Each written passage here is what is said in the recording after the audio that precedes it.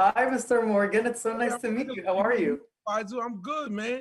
Regular slice, man. No extra cheese, no pepperoni. Just some Coke, man. That's all. I'm loving the red tracksuit. This evening, North Face, baby. So, I mean, Tracy, congratulations on the movie. I watched it over the weekend and I absolutely loved it. It was Well, genuinely laughing out loud. did you like it? Genuinely, not like it, love it. It was Good, so right? good. It was so funny. I mean, Yeah. tell It, me, okay, say again? it hits here. Absolutely. No, Your 100%. And heart I is mean, like the first one. yeah, I want to talk to you about that. You were only 20 years old when the first one came out. What do you remember about watching it for the first time and kind of the thoughts that went through your mind?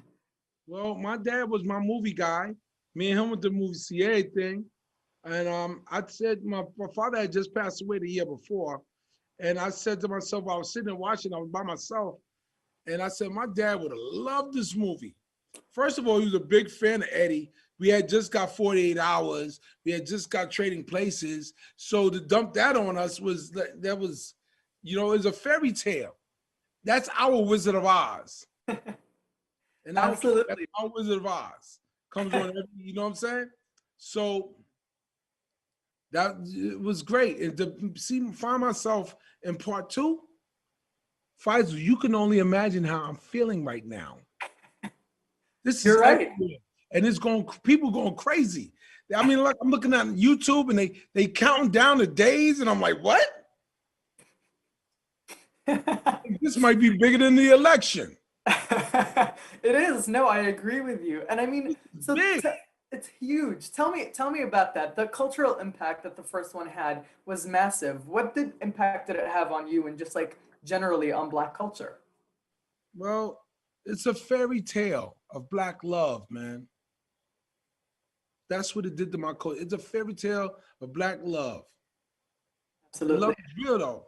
It let the young men think that, you know, go for with your heart, go with what you want to do. Do what you want to do. And that's what it made me believe. Get what you Yes. want. You don't have to settle. Be you. Do you. Be you and do you. As long as you're not hurting anyone else, do you. He didn't want to be married to anything. He didn't want nothing arranged. Look at the movie. In this, that's your son. Akeem, he's just like you. It definitely pays homage in the second movie. And I want to talk about, I mean, okay, let's talk about the sequel. Obviously, this is why we're here. Tell me about how you were cast in that and why you make the perfect Uncle Reem. Eddie called. That was Eddie. That's all Eddie. That's all Eddie. Eddie seen me as his uncle. Me and Eddie are friends. We know each other. So he knew I would play a good uncle. And that's what I came in on. I'm that boy's. I saw through the whole movie. You heard it. You heard me say that. I raised that boy. I don't know who you are or where you come from. Zamunda, Zagunda, Connecticut. I don't care. So that's what it was. If you see our family in that apartment, we dysfunctional, but we love each other. And Eddie and the rest of the cast that was in the first one guided us. They supported us, and they gave us confidence under their gaze. And when we met their expectation, you got this in their eyes. You And can from there, tell. we took off. We all knew our role. His mother is my sister. We don't always get along, but that's my sister. And this is my aunt and my cousin, my uncle. And that's what it was. Absolutely. We set the tone. We knew. When Eddie wasn't there, we all knew. We all gave each other position. That's my aunt, that's my uncle, and that's my cousin, my little cousin. Regardless of him going to special ed class. That's my cousin. He's 24 years old and he's still putting his sneakers on the wrong feet. That's still my cousin. And that's what it was. And Eddie loved it. Eddie And loved I it. mean, okay, Greg tell Brewer me, loved tell me about, okay, so tell me about the dynamic because like you said, the perfect dysfunctional family on set, full of comedians and hilarious actors. What's maybe the most memorable moment for you just being around Eddie and Arsenio and Leslie, Lunel? when they knew I knew I was the head of that family. My sister was there, but I was the head. And I told my nephew, don't ever forget where you come from. And Eddie looked at Arsenio like this because he knew I knew. Don't forget, and I said it in front of them so they could hear it. Don't forget where you come from, nephew. And that's when he had to come back and get me.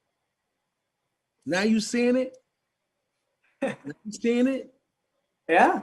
No, I mean, to let Eddie and Arsenio know we know what we're doing over here. We got you. We're going to meet your expectations.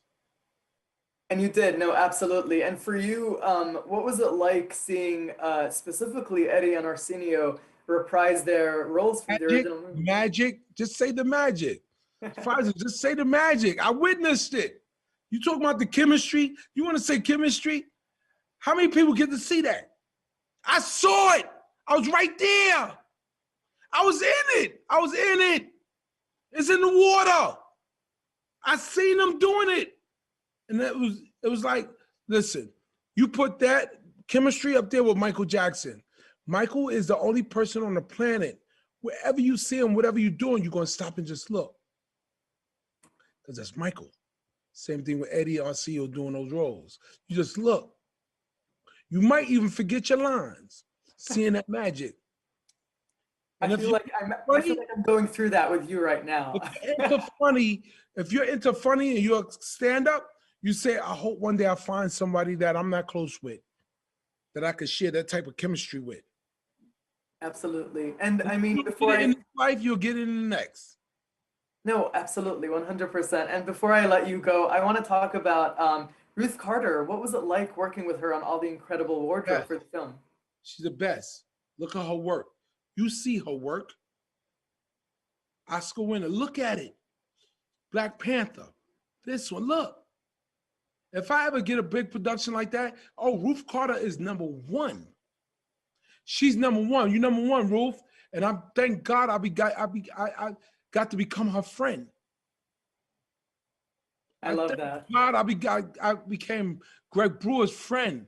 I got to work under their tutelage. I could honestly say I worked with the best. You know what we do? You know what we do on this movie? We win.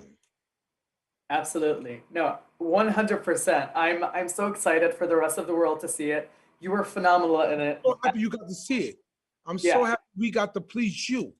Oh, thank you. Yeah. Crazy. They're counting down. People are, this is highly anticipated. Absolutely. I'm looking forward. 100. I mean, over 30 years later, it lives up to all the hype still. Well, so I'm so glad happy. you said that. I'm glad you're saying that because I know what show you work on. Yeah. And you said that came out your mouth that we good.